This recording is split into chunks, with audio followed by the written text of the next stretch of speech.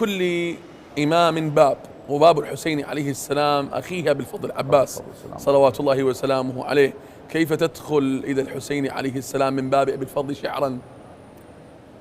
أبو الفضل سلام الله عليه أقول فيه وفي صفاته: تهادى محب في الموالين عمره، وأبحر في مدح الأئمة شعره،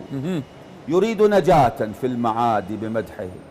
جواز صراط نار سجين قعره، بحبهم لله طال توسل، إطاعة رب نافذ في أمره، فإن رام تعذيبي رفعت ولاءهم، وحبهم صك على الله جيره،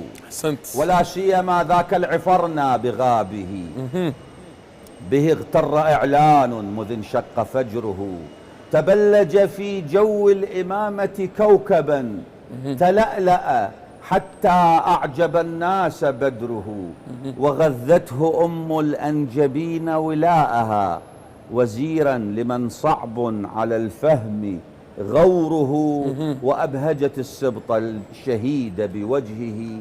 وقالت وزير للحسين ونصره، رعى في حسين كل معنى أخوة، وكان له نفعا وما بان ضره، وواساه حتى في الممات، وما ارتضى يموت بحجر السبط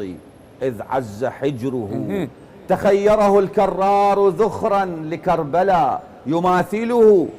لكن عباس غيره، أراد علي أن يصون حريمه،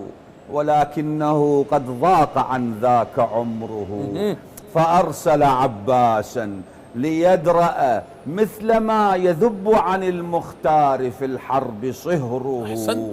سهام عقيل في الفراسة لم تطش، سهام عقيل في الفراسة لم تطش، صفات أبي الفضل الكريمة عذره، له من صفات الجود ما الجود قد روى، وما قد رواه الجود في الناس خبره، وعلم،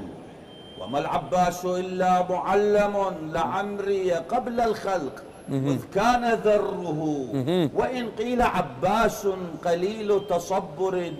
يضيق بكظم الغيظ في الحرب صدره، فهذا كلام الجاهلين بصبره، وعباس طود الصبر وهو مقره، وعن ذاك فاسأل قاتليه كليهما، فقاتل عباس عداه وصبره، لولا صبره لما قتل. أحسنت أخي أصبر، فيقول فقاتل عباس عداه وصبره، تجر إلينا الذكريات حوادثا يطيب بها قلب ويبرد جمره، وتجري على خد المحب دموعه، ويبسم من تلك الحوادث ثغره، غداة يرى العباس في هاشم فتى يدور ثفال الموت إن حل دوره،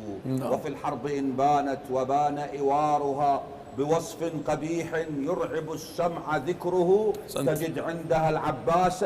قسام موتها يصوب غماما يهلك الناس